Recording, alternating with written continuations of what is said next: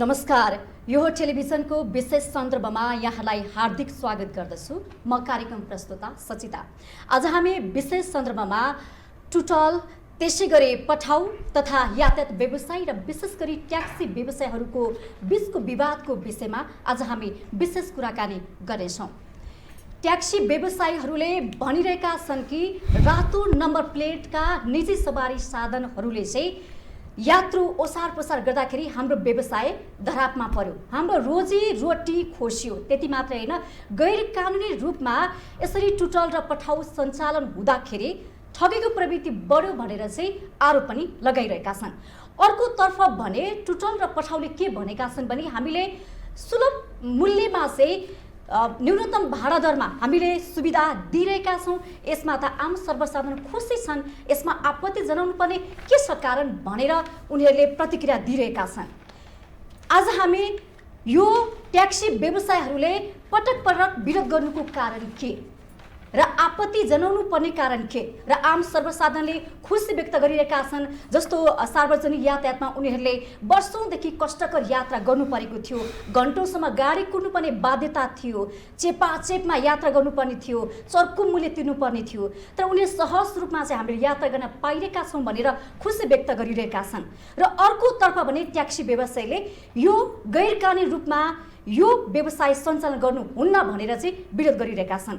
किन विरोध गर्नु पर्यो र यो गैर कानुनी रूपमा चाहिँ नियम कानुन त मान्नुपर्ने हो नि त। आज हामी यो विषयमा चाहिँ विशेष कुराकानी गर्नेछौँ र कुराकानीको लागि आज हामीले हाम्रो स्टुडियोमा निम्ति आएका छौँ यातायात व्यवसायी महासङ्घका ट्याक्सी तर्फका केन्द्रीय सदस्य चेतप्रसाद गौतम अर्जुनज्यूलाई, त्यसै गरी पठाउ सञ्चालक समितिका सदस्य शशाङ्क थापाज्यू, दुवैजनालाई स्वागत छ। धन्यवाद। म चेतजीबाट जान्छु। पठाउ र टुटलले जुन एउटा व्यवसाय गरेका छन् होइन, उनीहरूले सेवा दिइरहेका छन्, तपाईँहरूको आपत्ति चाहिँ किन? धन्यवाद यो टेलिभिजनलाई, परिवारलाई। सबभन्दा पहिला त व्यवसाय कुन प्रकृतिको भन्ने कुरो महत्त्वपूर्ण हुन्छ। ट्याक्सी व्यवसाय र तपाईँको पठाउ टुटल अथवा यो मोटरसाइकल निजी प्रयोजन भन्ने फरक पाटो हो। हामीले हिजो ट्याक्सी दर्ता गर्दाखेरि हामीले तपाईँले अहिले भनिहाल्नुभयो, ट्याक्सी हाम्रो चाहिँ हामीले ट्याक्सी दर्ता गर्दाखेरि नेपाल सरकारलाई यो फलानु गाडी ट्याक्सीमा दर्ता गर्छौँ, त्यो ट्याक्सीमा दर्ता गरिसकेपछि त्यसमा हामी यातायात व्यवस्था विभागले तोकेको राजस्व तिर्छौँ अनि त्यो राजस्वबाट द्वारा गाडी दर्ता हुन्छ। त्यो गाडी दर्ता भइसकेपछि अनि त्यसमा हाम्रो ट्याक्सीमा मिटर जडान हुन्छ। मिटर जडान भइसकेपछि त्यो मिटरमा सिल लगाइन्छ, एवं प्रिन्टर लगाइन्छ अनि त्यस पछाडि रुट पर्मिट लिएर त्यो ट्याक्सी सडकमा जान्छ। त्योभन्दा पहिला अझ के गर्नुपर्छ त भन्दाखेरि हामीले गाडी दर्ता गर्नुभन्दा पहिला नै हामीले तपाईँको चाहिँ चालकको बिमा, 5 जना यात्रुको बिमा, त्यो सवारी साधनको बिमा, त्यो सँगसँगै हामीले चाहिँ सडकमा पैदल यात्रुको शुद्ध बिमा गरेका हुन्छौँ र त्यसमा भइपरि आउने सम्पूर्ण चाहिँ समस्याहरू यातायात व्यवसायी ट्याक्सी व्यवसायले बिहोरेको छ। हो त्यो बिहोरेर हामीले आफ्नो घरको जायज यथा बन्दगी राखेर हामीले ट्याक्सी ल्याएर सञ्चालन गरेको अवस्था भनेदेखि तपाईँको अहिले टुटल पठाउ अथवा इभन जो छन् यिनीहरू भनेका के हुन् भनेदेखि तपाईँको अहिले बजारमा एक किसिमको सस्तो खालको लोकप्रियता र एक किसिमको जनतालाई चाहिँ भ्रममा पारेर सेवा दिने बाहनामा तपाईँको यो गरिब र दुखीले किनेको ट्याक्सी व्यवसाय र यातायात व्यवसायलाई विस्थापित बनाउने एउटा खेल भइरहेछ। उहाँहरू यसमा रमिरहनु भएको छ। त्यस कारणले यो के हो त भन्दाखेरि व्यवसाय गर्न पाउने पाटो ठिक छ, व्यवसाय गर्नुपर्छ, सबैले गर्ने व्यवसाय, उहाँहरूले नि गर्ने हो, हामीले नि गर्ने हो, सबैले गर्छन्। कानुन, राज्यको कानुनलाई टेकेर गर्ने व्यवसाय, कानुनलाई धज्जी उडाउने, यातायात व्यवस्था विभागको यातायात नियमावली 2049लाई खिल्ली उडाउने अनि त्यस पछाडि त्यही अनुसारले चाहिँ ती विकृतिहरू ल्याउने खालका यात्रुको सुरक्षा नदिने, तपाईँको हरेक कुराको चाहिँ एउटा चाहिँ भन्न सस्तोको बाहनामा, छिटोको बाहनामा अनि भनेर 20-30 हजारका थोत्रा मोटरसाइकल लिएर आएर 25-30-40 लाखका ट्याक्सीसँग कम्पिटिसन गराउने र त्यो गरिबको छोरोले जग्गा जमिन बन्दगी राखेर ल्याएको ट्याक्सीलाई चाहिँ विस्थापित गरेर थोत्रा ग्यारेजमा थन्केका मोटरसाइकल लिएर आएर सञ्चालन गरेर चाहिँ इलिगल रूपमा गर्नलाई पाइन्छ। जस्तो एकछिन तपाईँलाई मैले रोकेँ, म शशाङ्कजीतर्फ जान्छु। उहाँले कुरा उठाउनु भएको छ कानुनको होइन, 2000 यो सवारी तथा यातायात व्यवस्था 2049 दफा 8मा उपदफा 2मा के भनिएको छ भने निजी सवारी साधनले चाहिँ व्यावसायिक रूपमा चाहिँ प्रयोग गर्न पाइँदैन भनेको छ। तर तपाईँहरूले कानुन त मान्नु भएन नि, कानुन सबै लाग्छ कि लाग्दैन? कानुन त मान्नुपर्ने हो नि। कानुन मान्ने र नमान्ने कुरा जुन छ त्यो कुरा भनेको तपाईँको अदालतले चाहिँ हेर्ने कुरा हो। सर्वप्रथम त्यो कानुन मानेको छ वा मान्य छैन भनेर पर्ने कुरा होइन र? पक्कै पनि हेर्नुपर्ने कुरा हो। तर त्यो मानेको या नमानेको चाहिँ अर्थ लाग्ने अथवा अदालत छ नि त, कानुनी राज्यमा त अदालत भए पश्चात अदालतले हेर्छ कुन कानुनको उल्लङ्घन भयो अथवा कुन कानुनको पालना भएन भन्ने कुरा। त्यस अर्थमा उहाँले त तपाईले त गैर कानुनी रूपमा त चलाउनु भयो भनेर आइ नै भनिरहनु भएको होइन। उहाँले भनेर हुन त म त्यही नै भन्छु, म खण्डन त्यसलाई नै भनिरहेको छु। के छ भनेर भन्दाखेरि तपाईँको कानुनी रूपमा चाहिँ यो उल्लङ्घन हो वा होइन भन्ने अधिकार न तपाईँले छ न हामीलाई छ। हेर्नुहोस्, अदालत भनेको चाहिँ एउटा यस्तो चाहिँ संयन्त्र हो जसले चाहिँ यो काम गर्नको लागि चाहिँ ऊ स्थापित छ। त्यसकारणले अहिले हालसालै चाहिँ हाम्रो उच्च अदालतमा परेको चाहिँ यही इस्युलाई लिएर चाहिँ यो तपाईँले जुन दफा भन्नुभयो 8 को चाहिँ उपदफा 2 र 12 र अर्को 12 को उपदफा 1 यो टेकेर चाहिँ उहाँहरूले उच्च अदालत पाटनमा चाहिँ नि उहाँहरूले रिट दायर गर्नुभएको थियो, जसमा चाहिँ निषेधाज्ञा युक्त परमादेश चाहिँ जारी भएको छ, आंशिक रिट जारी भएको छ, जसबाट अदालत आफैले भनेको छ कि यो चाहिँ नि तपाईँको उपयुक्त कानुन निर्माण गरी नियमन गर्नु भनेर कानुन निर्माणको लागि चाहिँ फैसला नै भइसकेको अवस्था हो। अब यो चाहिँ कानुन मान्ने कि नमान्ने त हामीले भन्ने पनि ठुलो प्रश्न उब्जन्छ। हेर्नुहोस्, अदालतले भनेको कानुनको चाहिँ पालना हामीले गर्ने हो वा हामीले सोचेको कानुन उल्लङ्घन भएको कानुन सोचेर हामीले चाहिँ पालना गर्ने हो, यो प्रश्न पनि उठ्छ। तपाईँ के भन्नुहुन्छ त? अब उहाँले त हामीले नियम कानुन मानेका छौँ, उल्लङ्घन गरेका छन्, केलाई मान्ने नियम कानुन भनेर उल्टै तपाईँलाई प्रश्न गर्नुभएको छ। उहाँले कहाँ भयो त नियम कानुन उल्लङ्घन? होइन, यस्तो हो, उहाँले आफ्नो कुरो आफूले भन्नुभयो। उच्च अदालत पाटनबाट पनि आएको निर्णय पनि हामीले हेरेका छौँ। त्यसमा पनि स्पष्ट उहाँले भन्नुभयो, आंशिक भनिसक्नुभयो, आंशिक हाम्रो पक्षमा निर्णय भएको छ भनेर उहाँले आफैले यसलाई व्याख्या गरिसक्नुभयो। त्यसमा त्यतातिर म गइनँ, किनभने उहाँलाई आफैलाई थाहा छ।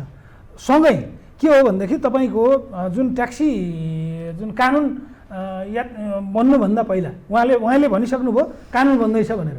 कानुन बन्दैछ भन्नुभयो नि त, तर कानुन बन्दैछ भनेर प्रधानमन्त्री केपी शर्मा ओलीले पनि के भन्नुभयो? सुन्नु न, प्रधानमन्त्री केपी शर्मा ओली पनि त्यसको कानुन होइन। उहाँले त एउटा निर्देशन त जारी गर्छ। निर्देशन जारी गर्छ। सुन, जो मान्छे नेतृत्वमा बस्छ, जो मान्छेले नेतृत्व गर्छ, उसले पनि कानुन अध्ययन गरेर भन्नुपर्ने कुराहरू उहाँले अध्ययन गर्नु भएन। उहाँलाई यो सानो झिना मसिना कुरा हो भन्ने लाग्यो होला, उहाँले कानुनलाई अध्ययन नगरिकन केही समय पहिला चल्न पठाउन दिनु भन्नुभयो। अहिले उहाँले पनि यो विषय अध्ययन गरिसक्नु भएको छ, सायद अब केही दिनमा आउला यी कुराहरू। तर के हो त भन्दाखेरि कानुन बनेको छैन। कानुन बनेको छैन भने उहाँले भनिसक्नुभयो, कानुन बन्ने पनि वाला छैन। यातायात नियम 2049 को तपाईँले अहिले भने अनुसारकै दफामा क्लियर छ, जुन चाहिँ प्रकृतिमा सवारी साधन दर्ता गरिन्छ, जुन प्रयोजनको लागि भनेर सवारी साधन दर्ता गरिन्छ, त्यो प्रयोजन विपरीतको हामीले ट्याक्सीले नै गर्न पाउँदैनौँ। यदि तपाईँको ट्याक्सीले मिटरमा बाहेक तपाईँको ट्याक्सीले चाहिँ यति पैसा लिन्छु उति पैसा लिन्छु र त्यसमा माल सामान ढुवानी गरेको अवस्था थियो भने हामीले सजाय भइरहेको अवस्था छ भनेपछि हामीले नि त नियम अनुसारको काम गर्नु पर्यो नि, गरेका छौँ नि। भनेपछि उहाँहरूले के त्यो मोटरसाइकल ल्याउने बेलामा भाडामा गर्छु भनेर उहाँको बिलुकमा लेखेको छ? बिलुकमा के यो साधनले चाहिँ भाडाको यात्रु बोक्न पाउँछ, यात्रु ओसार पसार गर्न पाउँछ भनेर उहाँले ल्याउनु भएको छ। यो प्रश्न तपाईँलाई भयो। हेर्नुहोस्, पहिलो कुरा त उहाँको कुरा म कहाँनिर खण्डन गर्न चाहन्छु भने ऐन कानुन बनिसकेको छैन भन्ने कुरा चाहिँ मैले गरेको छैन। पहिला हेर्दिनु पर्यो कि, सुन्नुस्, पहिला हेर्दिनु पर्यो। तपाईको मोटरसाइकल राइडरहरूलाई मोटरसाइकल तपाईँ मलाई बोल्न दिनुस् पहिला। मैले तपाईँले बोल्नुभयो, त्यसपछि मैले खण्डन गर्नुहोस्, त्यसपश्चात तपाईँ फेरि बोल्नुहोस्। तपाईको मैले भन्दै प्रदेश राजपत्रमा 2075 माघ 18 राजपत्र तपाईँको चाहिँ एन नम्बर 22 तपाईँले हेर्नुहुन्छ नि, प्रदेश सवारी तथा यातायात सम्बन्धी व्यवस्था गरेर बनेको ऐन भनेर यो चाहिँ अहिले भर्खरै आएको ऐन हो। 2075 साल माघ 18 गते यो राजपत्रमा प्रकाशित छ। यसको चाहिँ तपाईँको दफा 13 मा गैर व्यावसायिक सवारीको उपदफा 4 मा तपाईँले हेर्नुभयो भने म पढेर सुनाउँछु। उपदफा 2 मा जुनसुकै कुरा लेखिएको भए तापनि निजी प्रयोगका लागि दर्ता प्रमाणपत्र प्राप्त 4 पाङ्ग्रे तथा 2 पाङ्ग्रे सवारी साधनले तोकिएको प्रक्रिया पूरा गरी आफ्नो मार्गमा तोकिएको भाडा लिई यात्री बिमा गरी यात्री ओसार पोसार गर्न सक्ने छ भन्ने कानुन बनिसक्यो। त्यसैको उपदफा 5 मा यदि तपाईँले हेर्नुभयो भने उपदफा 4 सम्बन्धी अन्य व्यवस्था तोकिएको बमोजिम हुनेछ भनेर कानुन निर्माण भइसकेको अवस्था हो। एउटा कुरा हामीले यहाँ जान्न के जरुरी छ भने कानुन भनेको कहिले पनि दृढ हुँदैन, यो समय सापेक्ष परिवर्तनशील हुनुपर्दछ। कुनै कानुन पनि स्ट्याटिक हुनुहुन्न। यो अहिले हामीले जुन नयाँ कानुन हेरेको छौँ, हामीले उहाँहरूले जुन उठाइरहनु भएको दफा 8 यातायात व्यवस्थापन चाहिँ तपाईँको ऐनको चाहिँ दफा 8 र 12 को यो हामीले 28 वर्ष पुरानो ऐनको कुरा गर्दैछौँ, जबकि त्यो बेलामा कुनै एपबाट अथवा प्रविधिबाट पनि यस्तो यातायात व्यवस्थापन गर्न सकिन्छ भन्ने चाहिँ नि तपाईँको चाहिँ नि त्यो बेलामा देखिएकै थिएन। त्यो बेलामा ऐन बनाउनेमा चाहिँ परिकल्पना नभएको कुरा हो यो। तर अहिले नयाँ ऐनहरू जुन आइरहेछन्, प्रदेशको नम्बर 3 को ऐनले चाहिँ यो कुराहरूलाई पनि व्यवस्थापन गर्ने भनेर अगाडि बढेको कारणले गर्दाखेरि आज उच्च अदालतले पनि यो आदेश दिएको हो, कानुन बनाएर नियमन गर्नु भनेर एउटा परिवर्तनशील एउटा यातायात व्यवस्थापनमा एउटा क्रान्ति आएको छ। र यसमा के विवाद? तपाईले कसरी भन्न सक्नुहुन्छ कि हिजोको चाहिँ नि चिया पसलहरू चाहिँ आज बन्द गर्न पर्यो किनभने चौतारामा चाहिँ मान्छे छैन भनेर कसरी भन्न सक्नुहुन्छ? साथसाथै हिजो डोको बोकेर मान्छेलाई चाहिँ ओसार पोसार गरिने चाहिँ दिनहरू थियो, उनीहरूको चाहिँ व्यवसाय धरापमा छ, आज ट्याक्सी ल्याउनु पर्छ भनेर कुन कानुनले भनेको छ? यो कुरा परिवर्तन हुनुहुन्न भन्ने कुन कानुनमा लेखिएको छ? कुन संविधानको कुन धाराले चाहिँ यो कुरा भनेको छ भन्ने प्रश्न म उठाउन चाहन्छु। यस्तो उहाँले भनिसक्नु भएको छ, कानुन जुन प्रदेशले चाहिँ यो निर्णय गरिसकेको छ, नियम पनि बनेको छ, त्यही अनुसार हामी सञ्चालित छौँ भनेर भनिरहँदाखेरि तपाईँ त नियम नै बनेको छैन, कानुन नै बनेको छैन, के छ आधार? के तपाईँ के आधारमा बनिरहनु भएको छ? मैले तपाईँलाई स्पष्ट के भन्छु भने आधारहीन कुरा गर्ने कसैले पनि होइन। आधार सहितको कानुनले दिएको कुरालाई नै व्याख्या गरेर कुरा गर्ने हामीले जे उहाँ आफै भ्रममा हुनुहुन्छ। तपाईँहरूलाई थाहा छ कि छैन? उहाँ कहाँ भ्रममा हुनुहुन्छ भने अघि भनिसक्नुभयो यो नियम हामीले पनि हेरेका छौँ, हामीलाई पनि थाहा छ यो नियम एउटा खेसरा बनेको छ, यो कहीँ पारित भएर कहीँ लागू भएको अवस्था छैन। या प्रदेश यातायात ऐनमा यो कुरा आउँदैछ, तपाईँहरूलाई पनि चाह्यो भने म उपलब्ध गराउँछु। भनेदेखि यो उहाँले भनेअनुसारको पहिलो कुरो मैले गर्दैछु, यो उहाँले भनेअनुसारको निजी प्रयोजनको लागि भनेर कानुन बनिसकेको छैन। यसको विषयमा म के भन्न चाहन्छु भनेदेखि यदि कानुन बन्नुभन्दा अगाडि उहाँले त यो सञ्चालन गरेको 2 वर्ष भइसक्यो, यो आएको अस्ति भर्खर, यो पनि एउटा खेसरा आएको छ, यसको विषयमा व्यापक छलफल हुन्छ, छलफल भएर अगाडि बढ्ने कि नबढ्ने भन्ने कुरो यसको हुनै बाँकी छ। भनेदेखि उहाँ यसैलाई बोकेर हिँडिराख्नु भएको छ। यो खेसरो बोकेर हिँडेर उहाँले अहिले गाडी मोटरसाइकल सञ्चालन गर्न पाउनुहुन्न, मोटरसाइकलमा यात्रा बोक्नु पाउनुहुन्न, यसैको आधारमा हो भने। र अर्को उच्च अदालत पाटनको आधारमा हुनुहुन्छ भने यो पनि उहाँलाई पूर्ण रूपमा उहाँलाई अधिकार दिएको छैन। टुटल पठाउला अथवा कसैलाई पनि मोटरसाइकल निजी गाडीमा भाडाका सवारी साधन भाडाको काम गर्नु भनेर दिएको छैन, उहाँलाई यो आदेश छैन। र अर्को कुरो उहाँलाई म स्पष्ट के भन्छु भनेदेखि तपाईँहरूले ल ठिक छ मोटरसाइकल सञ्चालन गर्नुभएको छ, हामीले ट्याक्सी सञ्चालन गरेका छौँ। आज ट्याक्सीलाई मात्र होइन, आम बस, माइक्रो बस, मिनी बस सबैलाई तपाईँहरूले एउटा चाहिँ चुनौती दिएर चाहिँ व्यवसाय गरिरहनु भएको छ। भनेपछि ल तपाईँको मोटरसाइकल त्यो थोत्रा ग्यारेजमा थन्किएका 20 देखि 30 हजारका थोत्रा मोटरसाइकल तपाईँले ती मोटरसाइकलको यात्रु बोक्न योग्य भनेर कहीँबाट फेरि टेस्ट गर्नुभएको छ? त्यस्तो कुनै कानुन यदि निर्धारित छ भने हामी कानुन बमोजिम चल्दछौँ। अनि तपाईले यहाँ प्रश्न राख्नु भयो कानुन बमोजिमको प्रश्नहरू राख्नुस्। मैले कानुनको दफा केलाई मैले तपाईलाई तर्क दिएको छु, तर्कका निमित्त मात्र तर्क नभइकन तर्कसम्म तर्क राख्ने कोसिस गर्नुस्। ठीक भयो भने तर्कका कुरा खोज्ने होइन भने वितर्क भनेपछि तपाईको तर्क ठीक हुन्छ त? अदालतको आदेश तपाई नमान्ने, कानुन नयाँ बनिसक्यो त्यो पनि नमान्ने तपाई, अनि तपाईको चाहिँ तर्क हुँदैन, हाम्रो तर्क चाहिँ तर्क नै नहुने भन्ने त त्यस्तो त हुँदैन नि तपाईको। सरकारको कुरो होइन कि मेरो तर्क होइन, यो तर्कको कुरा हुन्छ हुँदैन भन्ने कुरो मलाई थाहा छैन। तर पनि म तपाईँलाई के भन्छु भने तपाईँलाई म 2-4 वटा क्वेसन सोध्छु नि त, त्यसो भए सक्नुहुन्छ जवाफ दिन? सक्छु, सुन्नु, त्यसकारण म यस मिडियामा आछु। होइन सुन्नु, ठिक छ त, ठिक छ, उहाँले यात्रु बोकिरहनु भएको छ। सुन्नु न, नेपालको कानुन यातायात नियमावली 2049 मा के भनिन्छ भने सत्याजी, नेपालको यातायातको 2049 को चाहिँ नियममा के छ भने, यातायात नियमावलीमा के छ भनेदेखि कुनै पनि सार्वजनिक सवारी साधनहरू सञ्चालन गर्नुभन्दा अगाडि जनतालाई बोक्न योग्य हुनुपर्छ। योग्य भनेको होइन, सुन्नु न, उहाँले भनेर भएन नि त, हामीलाई थाहा छ नि त। त्यो कति वर्ष कर नतिरेका अहिले जाउँ, केही मोटरसाइकलहरू अहिले समातेर चेक गरौँ, 20औं वर्ष कर नतिरेका बाइकहरू छन्। त्यो बाइकको जिम्मा उहाँले लिन सक्नुहुन्छ? त्यो बाइक उहाँले किने हो? त्यो बाइकको के अरे यात्रु चढ्नेलाई उहाँले भन्न सक्नुहुन्छ? होइन, तपाईँ यात्रुलाई राख्नुपर्ने योग्य यात्रु क्लेम गरिदिन सक्नुहुन्छ? त्यो बाइकले मान्छे हान्यो भने उहाँले यात्रु राख्न पर्ने सवारी साधन सुरक्षा तपाईँ कसरी सक्नुहुन्छ? उहाँले अहिलेसम्म कानुन बमोजिम तेस्रो पक्ष बिमा सरकारले चाहिँ अनिवार्य बनाएको छ, हामी त्यसलाई टेकेर नै अहिले हामी सञ्चालन गरिराखेका छौँ। सरकार के भन्दैछ, हामी चाहिने नियम कानुन बनाउँछौँ, त्यसपछि नियमन गर्छौँ भनेपछि यो बिमाका कुरा, राजस्वका कुरा भने यो दोस्रो चरणमा आउने कुराहरू हो। सर्वप्रथम त राइड सेयरिङलाई वैधानिक बनाउने वा नबनाउने भन्ने कुरा हो। दोस्रो चरणको कुरा भयो तपाईको, किनभने राज्यले त्यो तोक्नु पर्यो। पर्यो। मान्छेले त पहिलो चरणमै कर तिर्नुपर्छ नि हैन र? हामीले पहिलो चरणमा कर तिरेकै छौँ। कुनै पनि कम्पनी हामी तिर्नुहुन्छ त्यो पनि भन्नुस्। कार्यविधि छ हाम्रो। हामी एउटा कम्पनी रेजिस्टर्ड छौँ। हामीले बनाएको होइन, हामी अहिले उद्योग विभाग मार्फत हामीले कर पनि तिरिरहेका छौँ, हामीले राजस्व पनि तिरिरहेका छौँ र थप राजस्वमा चाहिँ यो राइड सेयरिङको लागि छुट्टै राजस्वको चाहिँ एउटा व्यवस्था, करको व्यवस्था गर्नुपर्छ भनेर भनेपछि हामी चाहिँ अहिले अदालतमा त्यो विचाराधीन मुद्दा पनि छ, त्यसको लागि पनि बन्दैछ कानुन। र राज्यले हामीलाई के भनेको छ भनेर भन्दाखेरि यस्तो नवीन चाहिँ तपाईँको उद्योगहरूलाई चाहिँ हामीले ल्याउनलाई चाहिँ अझ उत्साह चाहिँ नि युवाहरूमा लाग्नुपर्छ। आज हाम्रो 50,000 भन्दा बढी राइडर हामीसँग आबद्ध छ। यो सस्तो लोकप्रियता हो। 9 लाख भन्दा धेरै हामीले सेवाग्राहीहरूलाई सेवा प्रदान गरिरहेका छौँ। यो सस्तो लोकप्रियता हो त? र हामीले आज हामीसँग नै 4,000 भन्दा बढी चाहिँ ट्याक्सी चाहिँ चालकहरू हामीसँग आबद्ध भइसकेका छन्। त्यो चाहिँ सस्तो लोकप्रियता हो। उहाँहरू किन आबद्ध भइराख्नु भएको छ त? किनभने यो संसारभरि चलेको मुभमेन्ट हो। यो यातायातको एउटा नयाँ क्रान्ति हो, एउटा प्रविधिको विकास हो र यो विकासले गर्दाखेरि संसारभरि नै यो मोडलको चाहिँ यातायात व्यवस्थापन आइरहेको छ। तपाईले त्यसरी भनिरहँदाखेरि उहाँहरूसँग मिलेर किन जान सक्नु भएन? हामी उहाँहरूलाई आह्वान गर्दैछौँ तर उहाँहरू हामीसँग चाहिँ नि अहिले पनि हामीसँग उहाँहरूलाई अब उहाँहरू को हो भन्ने पनि मलाई थाहा छैन। 4,000 त ट्याक्सी चालक हामीसँग आबद्ध हुनु नै हुन्छ। उहाँहरू चाहिँ ट्याक्सी चालकै होइन त? हामीसँग त डेटाबेस छ, ट्याक्सीको नम्बर प्लेटदेखि लिएर ड्राइभरको रेकर्डसम्म छ। हामी कुन ठाउँबाट कहाँ ठाउँसम्म जान्छ भन्ने हामीसँग बकाइदा रेकर्ड छ, सर्भरमा हामीसँग डेटा छ। हामी कसरी सेफ भएन?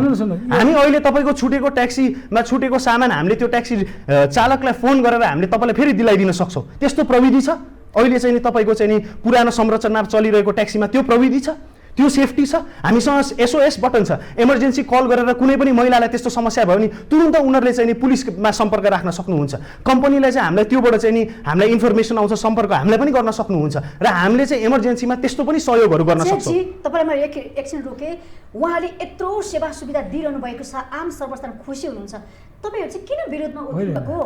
तपाईँहरू के हो भ्रम? तपाईँको वास्तविकता के हो? यो हाम्रो भ्रम होइन, हाम्रो यथार्थता हो, सत्यता हो, हाम्रो नियम सङ्गत हो। कानुन मैले भनिसकेँ, मेरो कुरा हो यो। उहाँले मान्ने नमान्ने होइन, जनताले बुझ्छन्, जनताले बुझ्नुहुन्छ, जनता पनि सचेत हुनुहुन्छ। उहाँहरूले मैले अहिले भनिसकेँ 2 वर्ष अगाडिदेखि उहाँहरू पेसा गरिरहनु भएको छ भन्नुभएको छ। उहाँहरूले सरकारलाई तिर्ने ट्याक्सको क्लियर छैन। अनि त्यस पछाडि भाडाको कुरा गरिरहनु भएको छ। उहाँले लिने भाडा कसले तय गर्यो सक्नुहुन्छ भन्नलाई? त्यो भाडा तपाईँ आफै तय गर्न सक्छौँ। कानुन बनेपछि कानुनले भन्ने हो। तपाईँले उठाउनु भयो, प्रश्नको जवाफ अदालतले दिएको छ। तपाईँको प्रश्नको जवाफ अदालत खुदले दिएको छ कि आवश्यक नियम कानुन बनाउनु। यो सब यावत विषयहरूलाई 2049 को कुरा गर्नु भएको छ, तपाईँ 2075 कुरा गर्नु भएको छ। यो त कानुनी फरक जस्तो भयो के?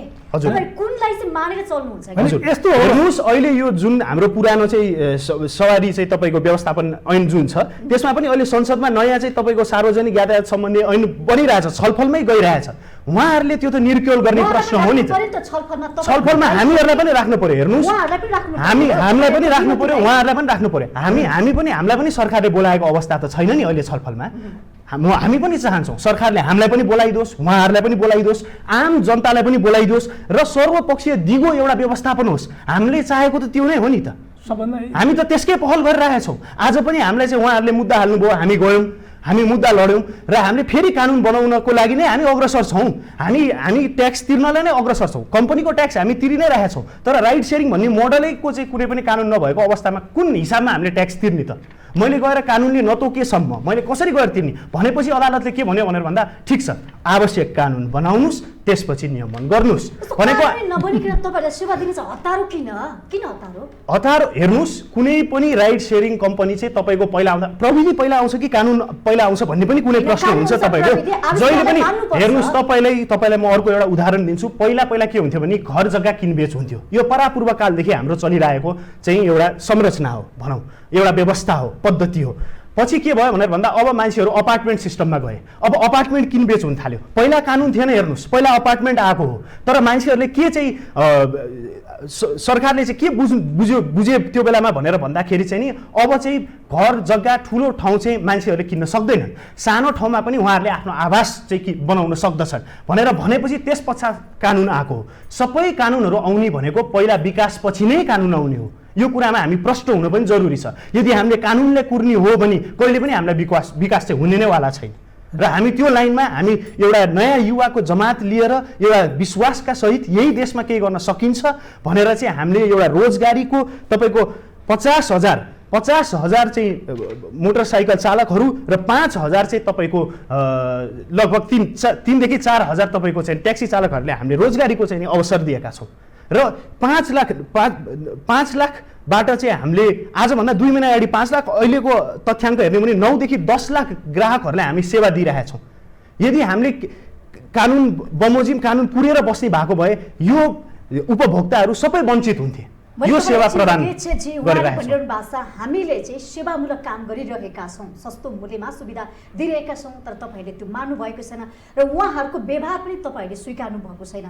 तपाईँहरू उहाँ जसरी सेवा सुविधा पनि नदिने होइन, आफ्नो गल्ती पनि स्वीकार नगरे नसचिने, यस्तै हो भने त यो असर त आम सर्वसाधारण पर्छ नि। यो तपाईँले कहिलेसम्म तपाईँहरूले विरोध गरिरहने के? यो विरोध भनेको होइन, विरोध हामीले उहाँसँग गरेको होइन, कानुनसँग गरेको, नीति नियमसँग गरेको।